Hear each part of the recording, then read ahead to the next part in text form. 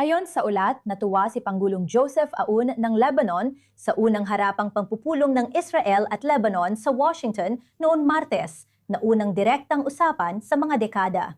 Si Marco Rubio ay nag-host sa mga kani-kanilang embahador ng bansa matapos ang mahigit isang buwang digmaan sa pagitan ng IDF at Hezbollah, ang pinakabagong paglala sa hilagang prente na iyon. Tinawag ng kalihim ng Estado ng US ang pagpupulong bilang isang makasaysayang pagkakataon. Ngunit nilinaw niyang walang agarang kasunduang magaganap. Ang aming senior na correspondent sa Gitnang Silangan na si Ariel Osaran ay nagpapaliwanag ng kahalagahan ng makasaysayang pagpupulong at kung ano ang dapat asahan sa susunod. Panoorin natin. Kasaysayan ang nabuo nang nagkita ang mga opisyal ng Israel at Lebanon sa unang pagkakataon matapos dekada sa ilalim ng medyasyon ng Amerika. Makasaysayang pagkakataon ito. Alam namin kasaysayan ang nilalabanan namin. Aling lusod ang nakatig sa atin dito. At ang pagkakataon dito, alam ko may ilan sa inyo na nagtatanong tungkol sa tigil putukan. Higit pa ito kaysa doon. Tungkol ito sa pagdadala ng pagkakaisa sa kaganapan. Ang laki ang naging impluwensya ng nakalipas na 23 taon sa bahaging ito ng mundo. Isa itong proseso, hindi lang isang kaganapan o araw. Matagal man naniniwala kami sulit ito. Makasaysayang pagtitipon na nais pa namin palawakin. Sa pagpupulong sa kagawaran ng Estado ng US, nagharap ng personal si Embahador ng Israel sa Washington, Yakil Later, at si Embahador ng Lebanon sa US, Nada Hamad. Ito ang unang malaking usapang mataas ang antas sa pagitan ng mga pamahalaan ng Israel at Lebanon mula noong 1993. Ngayon ko lang nalaman na magkapareho pala kami ng panig dito. Iyan na siguro ang pinakapositibong bagay na nakuha namin mula rito. Pareho kami nagkakaisa sa paglaya ng Lebanon mula sa isang puwersang sumasakop na pinamumunuan ng Iran na tinatawag na Hezbollah. Tinawag ng embahador ng Lebanon na positibo ang paunang pagpupulong at sinabi sa Lebanese media na nanawagan siya ng tigil putukan para makauwi ang mga lumikas at matiyak ang soberanya ng Estado sa lahat ng lupain ng Lebanon. Ayon sa parehong embahador, may isa pang pagpupulong pero hindi nila sinabi ang petsa o lokasyon. Pinagdatrabahuan namin ang lahat ng aspeto ng kasunduan, seguridad at sibilyan para magkasamang makamit ang ganap na kasunduang pangkapayapaan. Kapag nalutas ang isyu sa seguridad, maisusulong na namin ang kasunduang pangkapayapaan at maayos na ugnayan gaya ng sa ibang bansang kasali sa Abraham Accord. Ngunit mahaba at puno ng balakid ang landas patungo sa kapayapaan. Habang may pagpupulong sa Washington, tuloy ang pag-atake ng Hezbollah gamit ang drone at rocket sa hilagang Israel at naglunsad ng mga pag-atake ang IDF sa Timog, Lebanon. Habang walang tigil putukan, patuloy haharapin ng pamahalaan ng Lebanon ang hamon ng Hezbollah at mga taga-suporta nito sa kahandaang direktang makipagnegosasyon sa Israel kahit may banta ng digmaang sibil. Tumanggi kami. Tinanggihan namin ang negosasyon sa Israel. Walang kabuluhan ang negosasyon. Kailangan ng mga Lebanese ang pagkakaisa at pagbabago mula walang negosasyon patungong direktang negosasyon. Walang may karapatan dalhin ang Lebanon sa ganitong direksyon nang walang kasunduan sa loob at hindi ito naganap. Dahil walang nakikitang katapusan ang operasyon ng IDF laban sa Hezbollah, patuloy ang presyon sa Beirut. Kahit may tigil putukan, mananatili pa rin ang mga puwersa ng Israel sa Lebanon sa hinaharap. Hindi pababayaan ng Beirut sa pagharap sa mga pressure na ito. Inanunsyo ng US na magbibigay ito sa Beirut ng makataong tulong at sa armadong puwersa ng Lebanon ng pinansyal na suporta.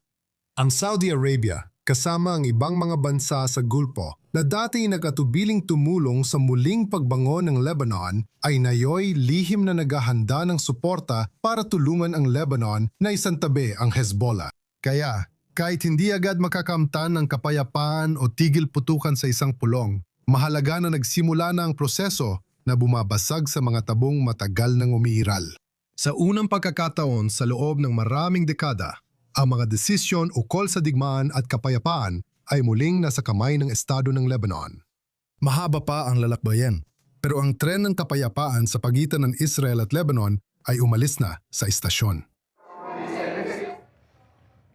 Para sa karagdagang reaksyon, tinatanggap natin si Hussein Abdo Hussein, Research Fellow sa Foundation for the Defense of Democracies mula Washington. Salamat sa iyong oras. Makasaysayan talaga ang panahong ito. Ano ang iyong pananaw matapos ang pagpupulong sa Washington? Unang direktang pag-uusap sa loob ng maraming dekada ng mga embahador ng Israel at Lebanon. Maliit na hakbang pero positibong senyales bilang panimula, ano ang pananaw mo? Ang pinakamalagang bahagi para sa akin ay ang pagkilala ng Estados Unidos sa Beirut bilang isang soberanong pamahalaan. Simula pa noong 1983 at 83 tinrato ng Estados Unidos ang Lebanon bilang proxy ng ibang mga bansa. Damascus man ito sa ilalim o pagkatapos ni Assad. Nakikitungo sa Hezbollah bilang pangunahing puwersa, kaya pati sa Tehran kapag naistilang kontrolin ang mga bagay sa Lebanon.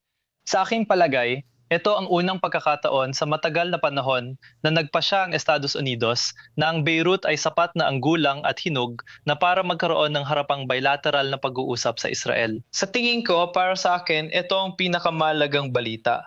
Wala doon, malalaman pa natin ang mapagkasunduan ng dalawang panig, ngunit tiyak na magandang simula ito. Tinitingnan namin ang mga larawang iyon habang nagsasalita ka. Siyempre, si Marco Rubio, ang kalihim ng Estado na nasa gitna ng pagpupulong na iyon, ay nagpapakita kung gaano ito kahalaga ngayon para sa administrasyon ni Trump. Hinihintay pa natin kung sino ang sasali sa mga susunod na pagpupulong, pero alam nating ayaw ni Naim Qasim na mapasama ang Lebanon sa usapan. Sinabi niyang walang silbi ang pagpupulong kahit hindi pa ito nangyayari. Hindi lang ipinadala ni Joseph Aoun, ang presidente, ang Lebanese ambassador sa pagpupulong. Masaya rin daw siya sa takbo ng proseso. Ano ang ibig sabihin nito sa iyo? Anong pananaw ang maibabahagi mo? Sa tingin ko, ipinapakita nito na hindi naunawaan ng Hezbollah at ni Naim Qasim ang konsepto ng estado o ng halal na gobyerno o kung paano ito gumagana. At kabalintunaan, ang Hezbollah ay humihingi ng pagkakaisa sa anumang issue tulad ng pakikipag-usap sa Israel, samantalang ang Hezbollah mismo ay hindi tumatanggap ng pagkakaisa pagdating sa sarili nitong mga armas na malinaw namang hindi nito makukuha sa Lebanon. Ginagawa ng Hezbollah ang gusto nito sa sarili nitong paraan at hindi nito hinahayaang makialam ang iba sa mga gawain nito. Iniisip din nito na halal ang gobyerno, si Pangulong Aoun ay inihalal ng halal na parlamento at ang gobyerno ay pinili rin ng parehong parlamento. Kaya meron tayong lahat ng uri ng pagiging lehitimo sa panig ni Aoun. At pagkatapos ay meron tang taong ang kanyang milisya ay lumalabag sa kalahating dosenang resolusyon ng UN Security Council at sa konstitusyon ng Lebanon, pati na rin sa lahat ng mga alituntunin ng gobyerno ng Lebanon. Sabihin hindi ka lehitimo at kailangan mong kumonsulta sa akin bago ka makipag-usap kanino man. Si Hezbollah ay patuloy pa ring binobomba ang hiladang komunidad ng Israel hanggang ngayon. Tulad ng narinig mo, sinabi ng Israeli ambassador matapos ang mga pag-uusap sa US State Department na hindi dapat makialam ang Pransya sa mga diplomatikong pagsisikap. Hindi sila dapat lumapit man lang sa negosasyon. Ano ang reaksyon mo sa komentong iyon mula sa Israeli ambassador? At sa tingin mo, sino talaga ang maaring makatulong para makamit ang mapayapang solusyon sa hiladang prente? Tama ang sinabi ng ambassador tungkol sa Pransya. Walang karapatan ang Pransya na makialam sa anumang may kinalaman sa Lebanon. Noong mga nakaraang dekada, ginamit ng Pransya ang Lebanon bilang puhunan para makuha ang loob ng Tehran. Mas madalas panig ang Pransya sa Hezbollah kaysa sa gobyerno ng Lebanon. Walang anumang iniaalok ang Pransya, hindi talaga nadibigay ng tulong o suporta ang Pransya sa pamahalaan ng Lebanon o sa hukbong sandatahan ng Lebanon. Sa iyong tanong, sino pa ang dapat makilahok sa pag-uusap ng Israel at Lebanon bukod sa Estados Unidos? Wala. Hindi dapat magkaroon ng pwesto sa usapan ang Riyadh. Hindi rin dapat magkaroon ng pwesto sa usapan ng Doha. Hindi dapat magkaroon ng pwesto sa usapan ng Ankara.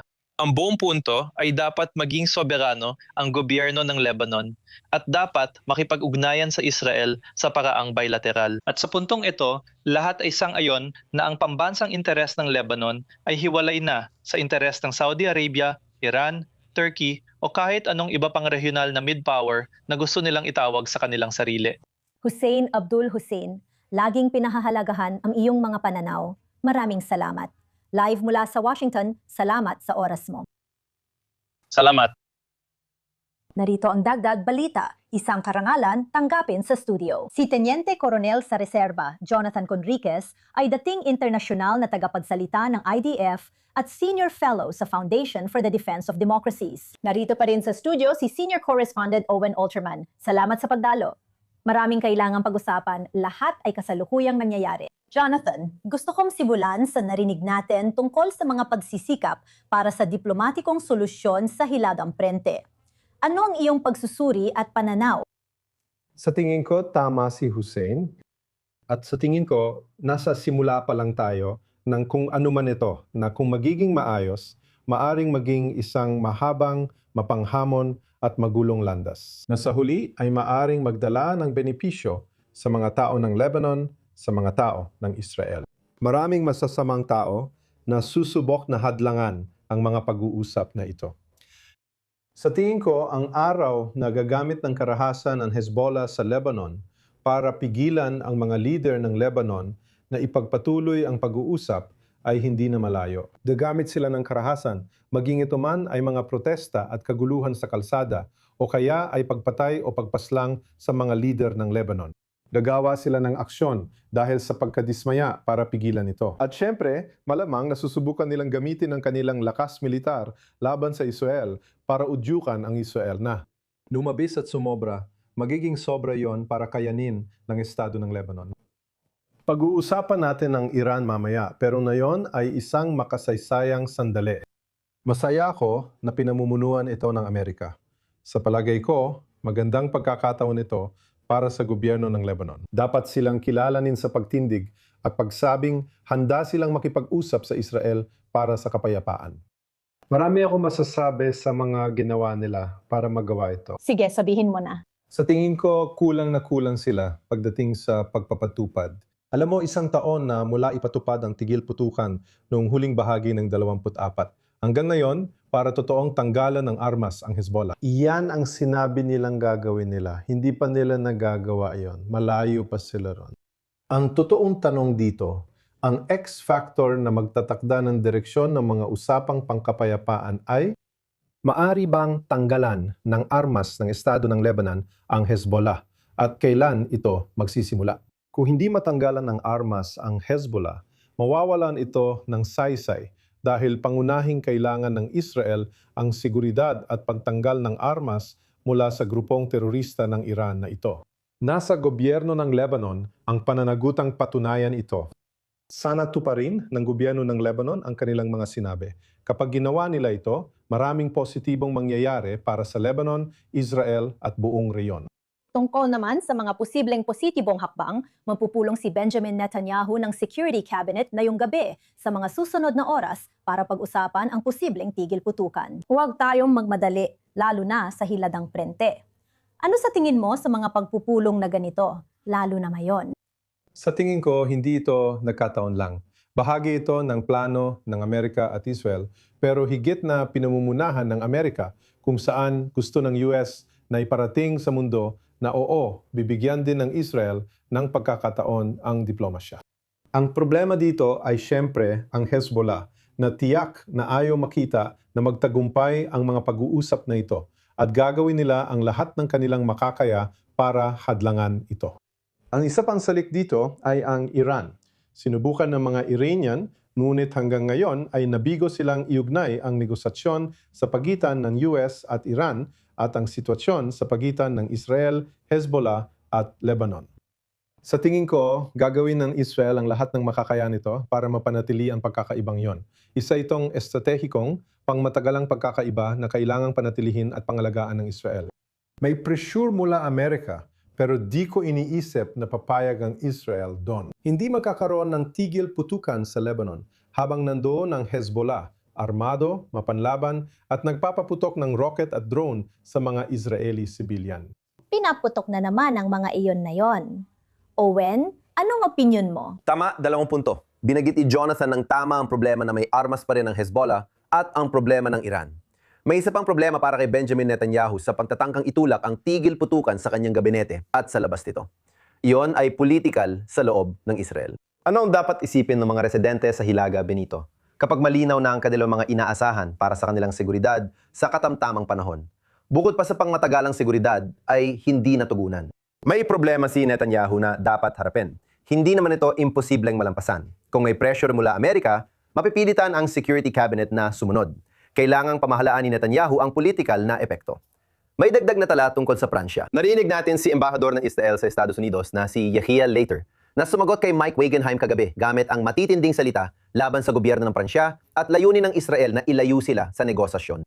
Kinutak namin si Ofer Bronstein na tagapayo ni Pangulong Macron para sa kanyang reaksyon at pahayag sa amin.